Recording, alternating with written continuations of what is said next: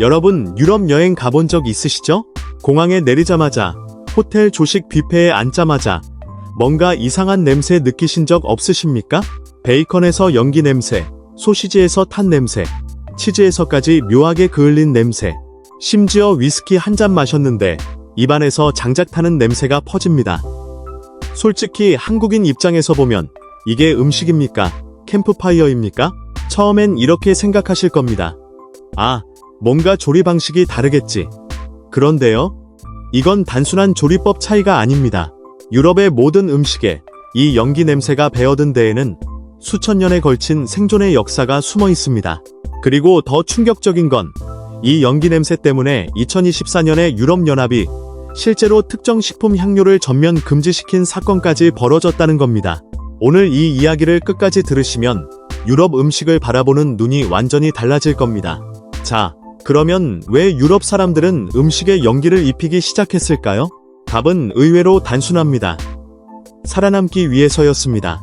지금이야 유럽 어디를 가도 깨끗한 슈퍼마켓에 냉장고가 즐비하지만 수천 년 전으로 돌아가 보십시오. 전기가 없습니다. 냉장고가 없습니다. 냉동실은 당연히 없습니다. 그런데 유럽의 겨울은 길고 잔인합니다. 북유럽은 말할 것도 없고 독일이나 폴란드만 해도 눈이 허리까지 쌓이고 나무는 앙상하게 벗겨지고 야생동물은 자취를 감추고 강물 속 물고기는 얼음 아래로 숨어버립니다. 이런 환경에서 인간이 살아남으려면 여름과 가을에 잡은 고기와 생선을 겨울까지 보관해야 합니다. 그런데 문제는 신선한 고기를 그냥 놔두면 며칠 만에 썩어버린다는 겁니다. 지금 우리야 김치냉장고에 넣어두면 되지만 그때 유럽 사람들에게는 그런 선택지가 없었습니다. 그래서 그들이 발견한 방법이 뭐냐? 고기를 불 위에 매다는 겁니다. 나무를 태우면서 나오는 연기가 고기 표면을 말려주고 연기 속에 들어있는 페놀이나 카르보닐 같은 화합물이 세균 번식을 막아줍니다. 항균, 항곰팡이 효과가 자연적으로 생기는 겁니다. 그런데요, 여기서 예상치 못한 일이 벌어집니다. 이렇게 연기에 그을린 고기가 놀라울 만큼 맛있었던 겁니다. 짭조름하면서 단맛이 살짝 나고 겉은 바삭하면서 속은 쫄깃합니다. 거기에 나무 타는 향이 은은하게 배어들면서 독특한 풍미가 만들어졌습니다. 한마디로 살기 위해 어쩔 수 없이 시작한 방법이 이거 의외로 맛있는데? 가 되어버린 겁니다. 우연히 전통이 되고 전통이 문화가 된 거죠. 그러면 구체적으로 어디서 어떤 식으로 발전했는지 살펴보겠습니다. 먼저 북유럽입니다. 노르웨이, 핀란드, 스웨덴, 아이슬란드. 이 나라들은 바다를 끼고 있으니까 고기뿐 아니라 생선도 엄청나게 훈제했습니다. 연어, 청어, 빙어, 전부 소나무나 참나무 장작 위에 매달아서 연기를 씌웁니다. 이렇게 하면 기나긴 겨울 내내 생선을 먹을 수 있었거든요. 지금도 노르웨이 훈제 연어가 세계적으로 유명한 이유가 바로 이 수천 년 된 전통 때문입니다. 다음, 독일과 폴란드, 러시아, 헝가리. 이 지역은 소시지의 본고장이죠. 돼지고기, 소고기를 연기에 그슬리면서 소금, 마늘, 후추를 섞어 만듭니다. 그 결과 무려 수백 종류의 소시지가 탄생했습니다. 독일에만 소시지 종류가 1500가지가 넘는다는 거 아십니까? 이건 단순히 다양성의 문제가 아닙니다. 각 지역마다 사용하는 나무가 다르고 연기를 쐬는 시간이 다르고 온도가 달라서 맛이 전부 다른 겁니다. 그리고 영국과 스코틀랜드. 이 지역은 습도가 높고 안개가 자욱해서 음식을 단순히 말리기가 어렵습니다. 그래서 연기를 쐬면서 동시에 차가운 바람에 노출시키는 냉운법이라는 기술을 발전시켰습니다. 이 방법으로 연어를 만들고 냉운 햄을 만들고 심지어 치즈까지 만들었습니다. 영국식 아침 식사에 나오는 그 짠하면서 그을린 맛의 고기들 전부 이 전통에서 나온 겁니다.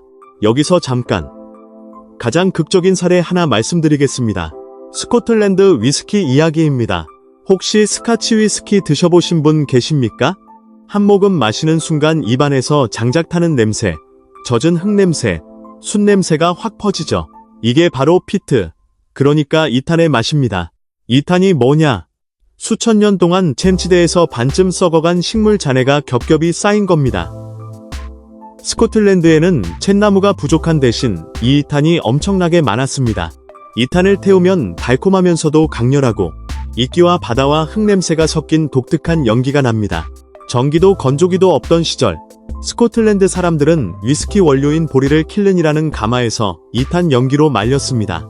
보리알 하나하나에 그 향이 스며들고 이걸 발효하고 증류하면 위스키 자체의 연기향이 깊이 배어드는 겁니다. 지금은 일부러 그 맛을 내기 위해 2탄을 사용하지만 원래는 다른 선택지가 없어서 쓴 겁니다. 생존의 부산물이 세계 최고의 술이 된 거죠. 와, 이게 가능해요?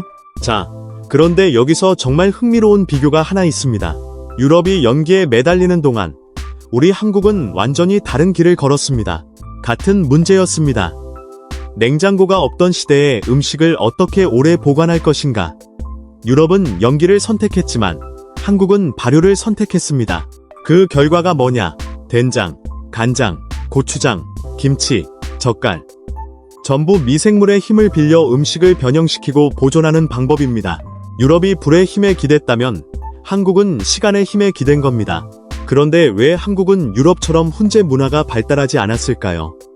이건 정말 기가 막힌 이유가 있습니다. 첫 번째, 온돌 때문입니다. 한국은 수백 년 전부터 아궁이에서 불을 떼고 그 열기를 바닥으로 보내서 집을 데우는 온돌 시스템을 썼습니다. 문제는 이 시스템이 연기를 전부 난방에 써버린다는 겁니다.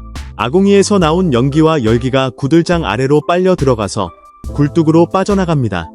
음식에 연기를 쐴 여유가 없었던 거죠. 연기가 다 집을 데우는 데 쓰였으니까요. 두 번째, 나무의 종류입니다. 유럽은 참나무, 너도 밤나무 같은 화렵수가 풍부해서 태우면 은은하고 달콤한 연기가 나옵니다.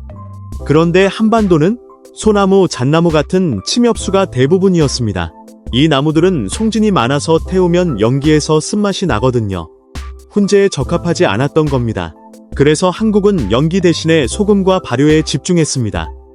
생선은 젓갈로 만들고, 채소는 김치로 담그고, 콩은 메주를 빚어서 장으로 만들었습니다. 2024년 12월에 유네스코가 한국의 장 담그기 문화를 인류 무형유산으로 등재한 것도 이 발효 기술이 얼마나 독보적인지를 세계가 인정한 거죠. 유럽의 훈제와 한국의 발효, 출발점은 똑같았습니다. 음식을 오래 보관하고 싶다. 그런데 결과는 완전히 달랐습니다.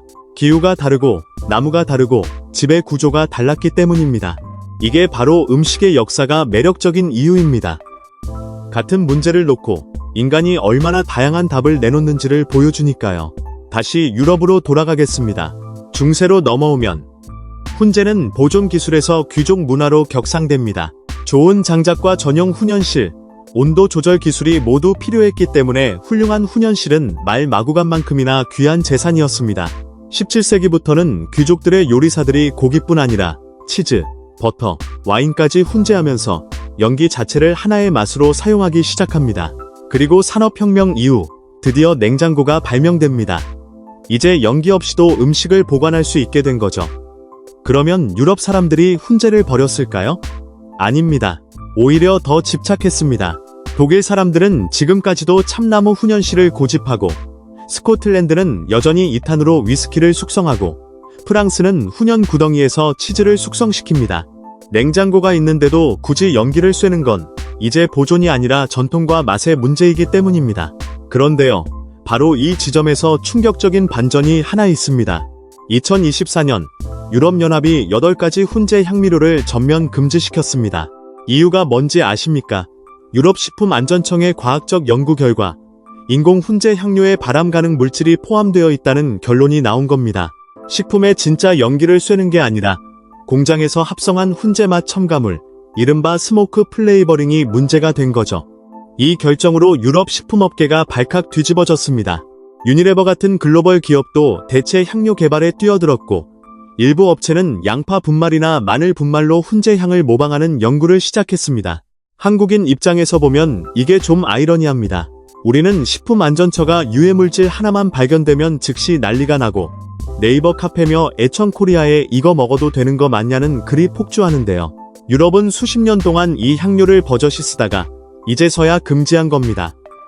물론 전통적인 자연 훈제는 여전히 허용됩니다. 금지된 건 인공 훈제 향료뿐이에요. 하지만 그 구분 자체가 불명확하다는 비판도 많습니다. 자, 그러면 마지막으로 큰 그림을 하나 그려보겠습니다. 유럽 사람들에게 불과 연기는 단순한 요리 도구가 아니었습니다. 추운 기후에서 부른 요리이자 난방이자 모임의 중심이었습니다. 연기 냄새가 머리카락에 배고, 옷에 배고, 음식에 배면서 그 향 자체가 문화와 기억이 된 겁니다. 한국에서는 옷에 고기 냄새 배는 거 싫어하시잖아요. 그런데 유럽에서는 이 냄새가 고급의 상징입니다. 지금도 미슐랭 스타 레스토랑들은 최신 훈연 기계로 디저트와 칵테일에까지 연기향을 입힙니다. 미국에서는 텍사스 바비큐처럼 10시간 넘게 저온 훈제하는 슬로 스모킹이 하나의 요리 장르가 됐고, 일본도 가스오부시를 만들 때 나무 연기로 훈제합니다. 결국 연기라는 도구는 유럽만의 것이 아니라 인류 공통의 생존 본능에서 나온 겁니다. 그런데 같은 본능에서 출발해도 결과가 이렇게 달라진다는 게 참 흥미롭지 않습니까? 유럽은 참나무 연기로 소시지를 만들었고, 한국은 메주를 빚어 된장을 만들었습니다. 유럽은 2탄을 태워 위스키를 빚었고, 한국은 옹기에 장을 담가 세월의 맛을 빚었습니다. 한쪽은 참나무 숲의 연기향, 다른 한쪽은 장독대 위 햇살의 향. 하지만 둘 다 인간이 쓴 것을 맛있는 것으로 바꿔낸 창의성의 결과물입니다. 태우는 재료가 다르고 그 불 주변에서 나누는 이야기가 다를 뿐이죠. 여러분, 오늘 이야기 어떠셨습니까? 유럽 여행 가셔서 아침 식탁에 앉았을 때 연기 냄새가 나면 이제 단순히 이상한 냄새라고 생각하지 마시고 그 속에 담긴 수천 년의 생존 이야기를 떠올려 보시기 바랍니다. 이 영상이 흥미로우셨다면 구독과 좋아요, 알림 설정 꼭 눌러주세요.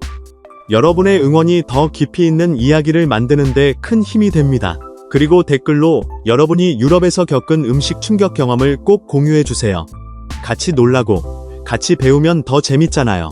그럼 다음 영상에서 또 만나겠습니다. 감사합니다.